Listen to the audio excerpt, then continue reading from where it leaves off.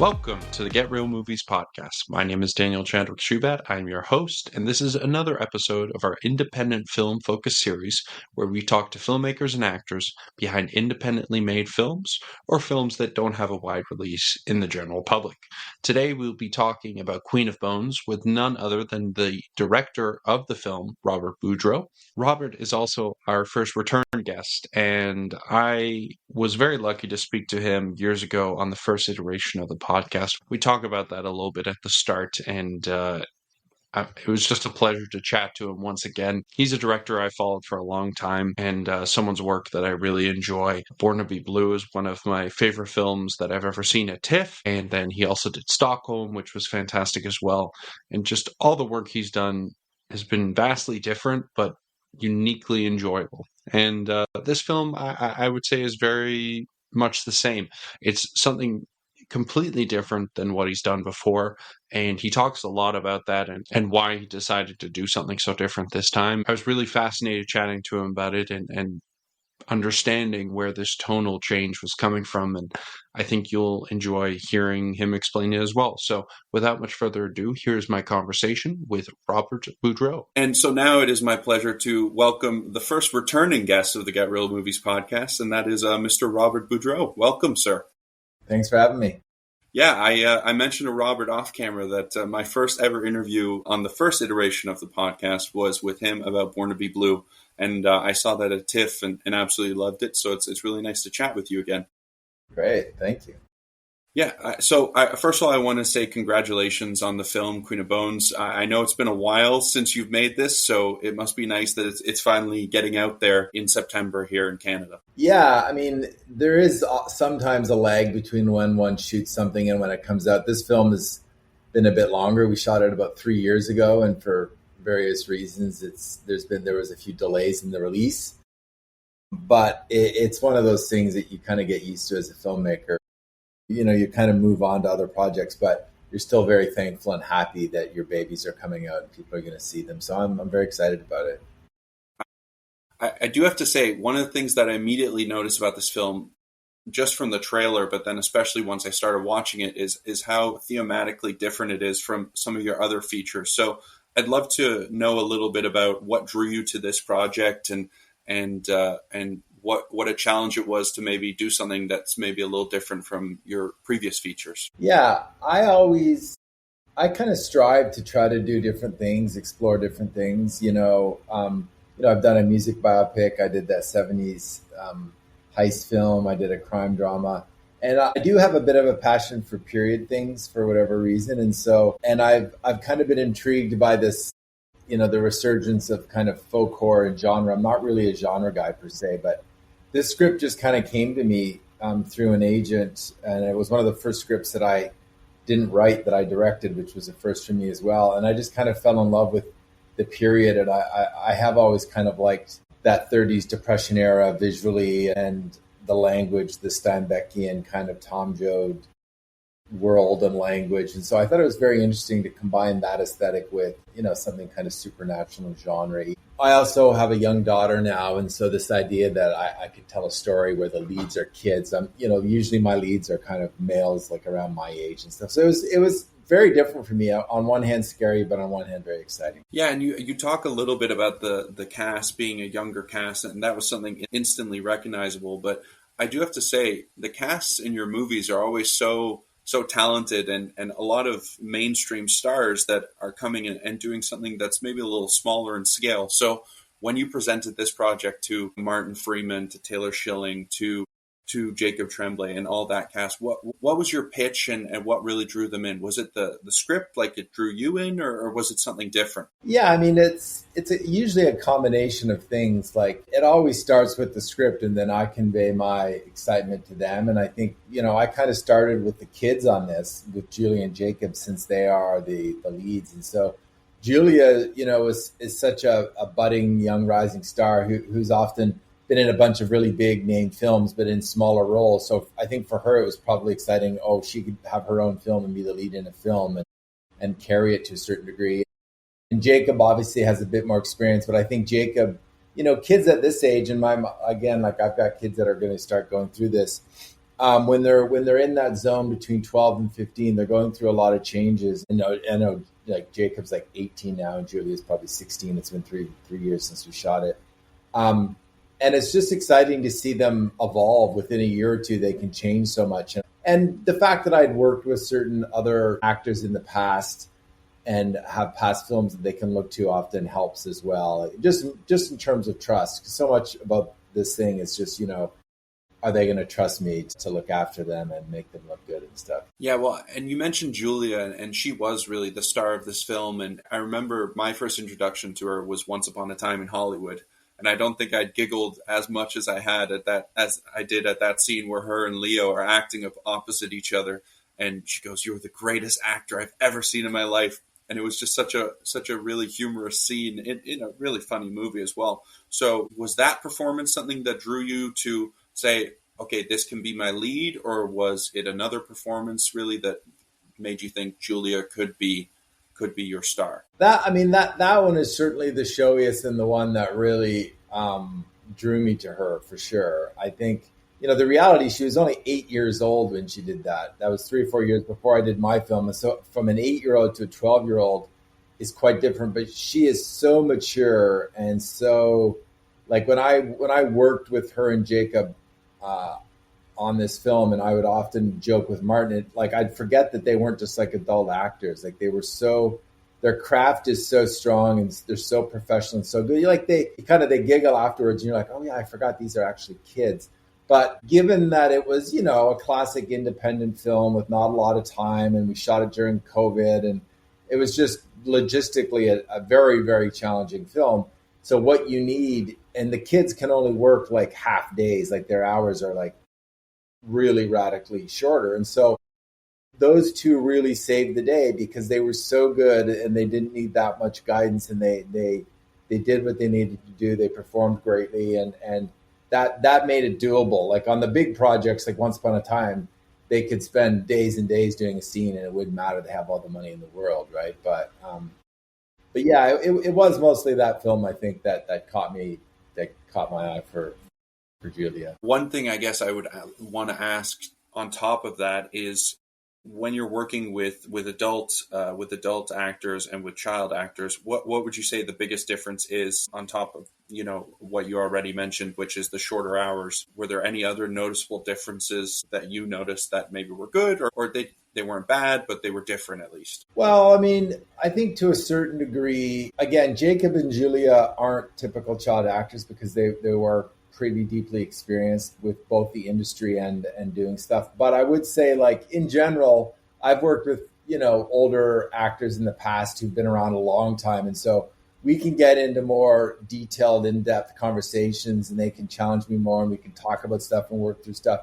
I do find in generally the kids, they don't need as much back and forth. They're just kind of like, how should we do this? And we just do it. Like there's there can often be a little bit less of that, but there's also like a rawness and a freshness with children that one has to kind of harness, because it can go the other way. I feel like if you cast badly with a kid, you're kind of in a lot of trouble. If you cast badly with an adult, you're in a lot of trouble. There's ways you can manage and work it. And so I think with kids, you just have to trust that you've cast really well, and then they're going to do their thing. But that's always the case. But I think even more so with kids. Yeah, no, it's definitely noticeable. And obviously, Jacob has a storied history in Hollywood now, too. I remember seeing Room at TIFF and being blown away. And this year kind of reminded me that there are a lot of really good child actors out there. One of the TV shows that I really loved was Adolescence. And it was just an astonishing child actor in that. Owen Jones, I think his name was. But I think it was very cool that you led with these characters.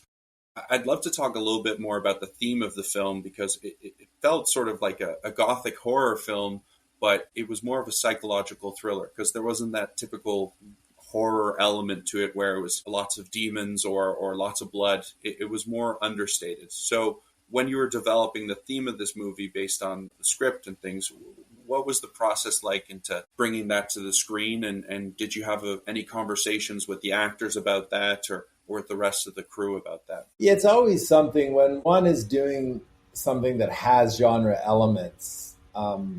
you're always become very aware of the conventions. And it was one of the things that attracted me to this, but I also knew it was going to be a challenge because if you're doing a genre film, but then not fully committing to like hardcore horror, you can kind of tease people. And some people have this expectation of like, oh, are you going to go hard into that? And that was never the intent of this film. I think it's fairly clear early.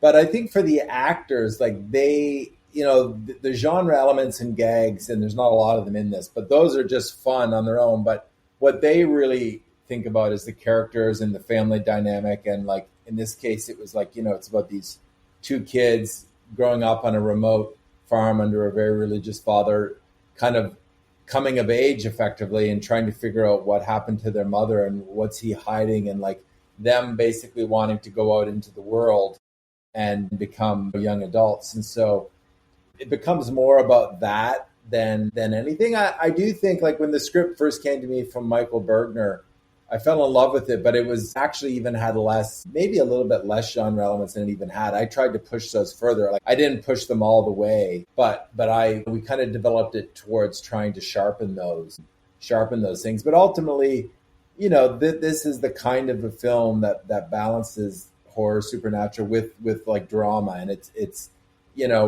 that's why I mentioned it kind of comes from that folk horror world, if you'd even call it. Like I don't consider it even horror at all. I consider it, like you said, like more of like a psychological thriller or supernatural thriller. There's not really that many horror elements, but because there's a few, people jump onto that, and it is fun, and there are a few scares and stuff, but it's not really that kind of a movie.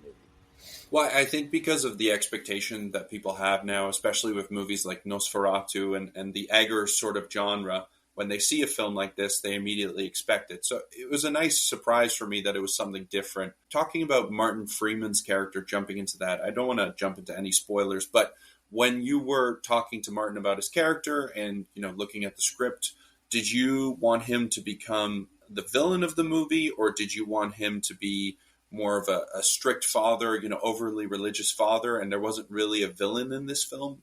How did you see it reading the script, and how did Martin see it potentially, I guess? Yeah, with that kind of a character, I mean, I never really kind of see it as the villain anyways, and I don't think he did, or most actors don't. But at the end of the day, it's like, different actors bring different things. Like I grew up in a Catholic family. I'm not very overtly religious, and I realized that Martin did as well. And so because part of his character is this kind of like religious upbringing, it feels a bit more Protestant type in the film, but it's kind of like, how does that manifest in that time in the 1930s in an isolated community, especially when you're dealing with like the potential of supernatural or witchcraft, and what does that mean?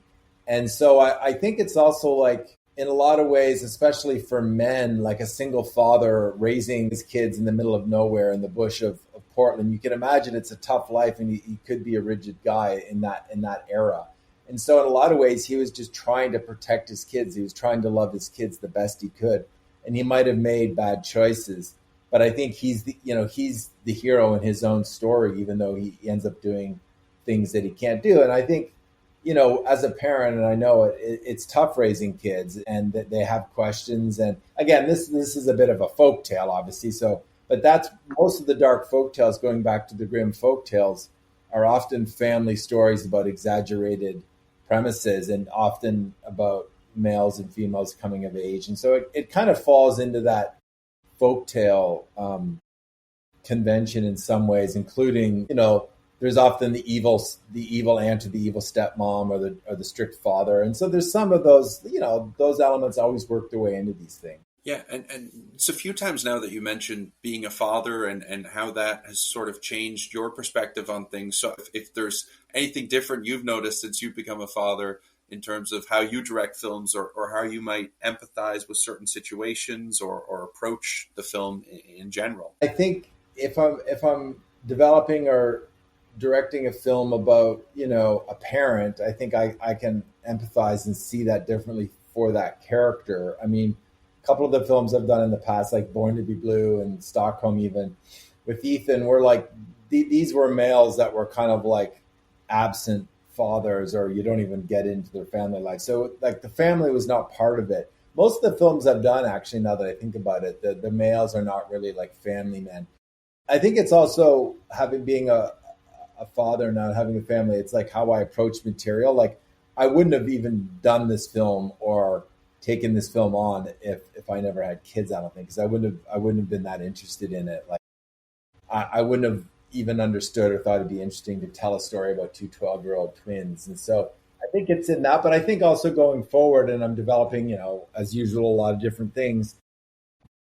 It just, because it fundamentally changes your life, but also just how you see things. It also, I think, gives one a bit more of an ability to kind of have to collaborate and listen in terms of just how you work with people. I've always been a collaborative director, but I think once you've had kids, you also, there's a selflessness about what you have to be.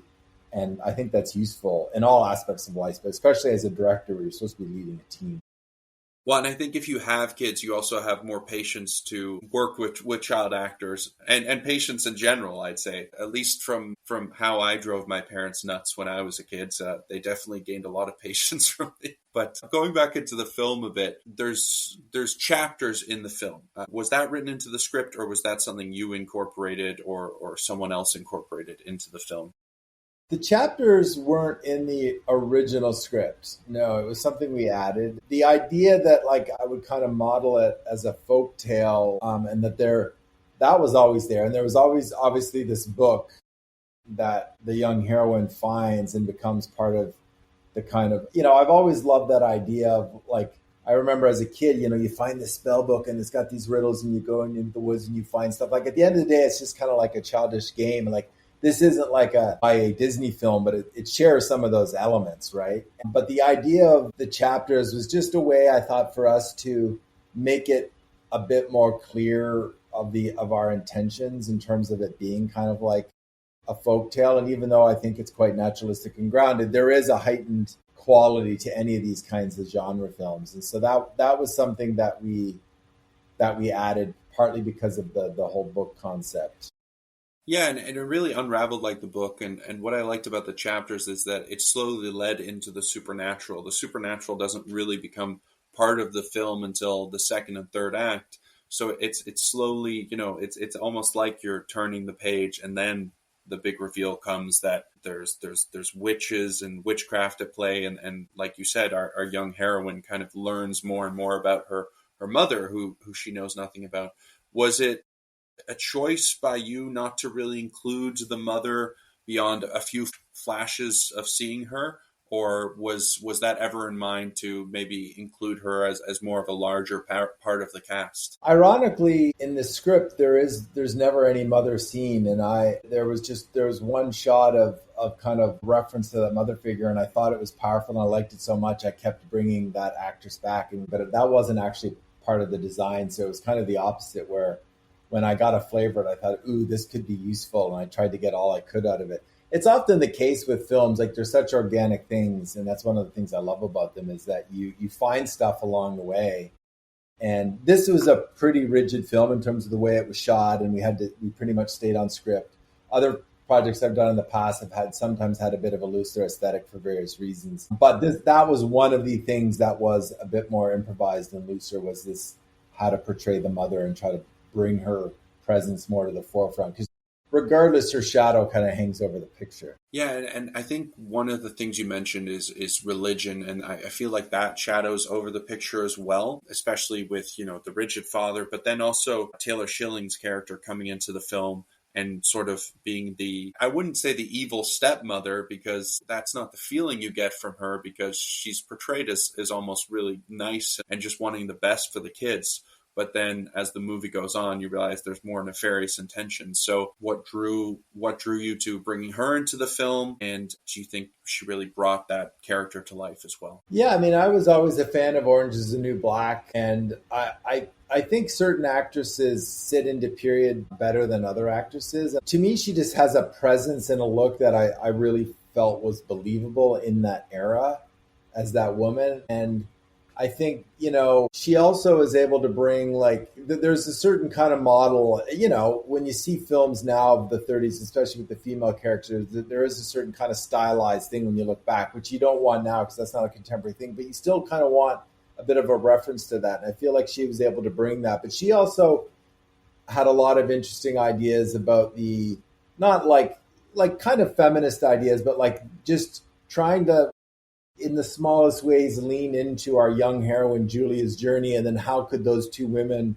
bond, even though she was up to some nefarious things, but it was just kind of like she was also trying to advise her in her own way. Julia's solution, the young girl, the heroine Lily, was trying to break free of this patriarchy, whereas as Taylor's role was kind of like, yes, we're in a patriarchy, but the best thing to do is just like do as they say, and kind of like within that we can win our own battles. And so it was kind of like representing this difference in this rise in feminism. Anyways, so she kind of tuned into that little subtextual element, and I thought that was very kind of useful for. There's only a few scenes between the two of those women, but that was kind of one of the things. She only was in for a week or two, and so it was still a really important role, but a smaller role. But in the sense, I thought she really helped shade our heroine in that sense. Yeah, well, I thought they really played well off each other, especially towards the end of the film. And once again, I won't go into any of those spoilers because I do want people to go see the film when it comes out. And I know that's coming out soon. One of my final questions that I like to ask a lot is, were there any films that sort of inspired the making of this film, or just films that you would recommend to the audience that maybe you drew some inspiration from? Yeah, I mean, in general, there's certainly that strand of kind of British folk horror that came out of the late 70s that this has got some elements of. And I think, nowadays people will just think like Robert Eggers' The Witch, or, A24 has obviously kind of made the whole folk horror thing a bit more of like given it a renaissance. But in a lot of ways, this to me, if you look at like something like The Grapes of Wrath, in terms of just the look and the feel, again, we're going back to the 30s and Steinbeck. Like some of the language and the family dynamic to me it's like blending like the Grapes of Wrath type of look and aesthetic, very different film, obviously, with something that hints at elements of The Witch, but also has some of the older British kind of folk horror elements. And so for me, those were my inspirations. And again, to me, like I hadn't really seen or read a film like this, which combined these different elements in this way. And that's often what's exciting for me, is to try to do something different. It's not just like a horror cabin in the woods film, which it can be fun, but we've seen that a million times. And ironically, this is largely set on a cabin in the woods. And so on paper, it's like, oh, is this one of those films? It's really not at all. But it shares some of those elements of the contained house in the woods and supernatural forces. So on the surface, you might think it's that. And I think it does deliver some of those elements that people still find fun, but hopefully in a unique way. Yeah, and I think one of the things I love about films that you can't tell what they are about from the trailer. And I think this is one of those films that when you watch the trailer, you still don't really know what it's about. And I think it's always good to go into a movie sort of blind, because if you know everything from the trailer, it's almost sometimes you're like, okay, well, I figured this out from the trailer. So I definitely think this was one of those. I love the time period it was set in, the Great Depression. I think that added some different elements to it as well. So I enjoyed it quite a bit. I'm not a horror guy, but I do love a psychological thriller, and I definitely think this is definitely the latter. So I really appreciate it, and thank you so much for bringing it to our screens. Oh, thank you for having me. It's great talking. Yeah, it was great chatting to you as well. And I know this comes out on VOD at the end of September, so I will make sure to link it to everyone. And thank you so much for being the first returning guest of our show. I hope to chat to you when your next film comes out. Sounds good, man. All right, thank you, Robert. So thank you so much for listening to my conversation with Robert. It was really wonderful chatting to him about working with this amazing cast and also child actors for the first time. It was quite illuminating hearing him talk about the difference between that and working with adult actors. And I think that it's very imaginable that it might be more difficult, but these two children in this film are pros. They've been around for quite a long time now, and that was quite obvious in the film, and from what Robert said as well. So this movie is out on VOD on September 30th, so tomorrow, for people listening today. Thank you again to Robert and to Vortex Media and Route 504 PR for setting this interview up. Check this film out if you get a chance. It is now out on VOD when you listen to this, or the next day if you're listening to this today. And thank you so much for listening. So until next time, I've been Daniel, and we'll see you at the movies. Bye, y'all.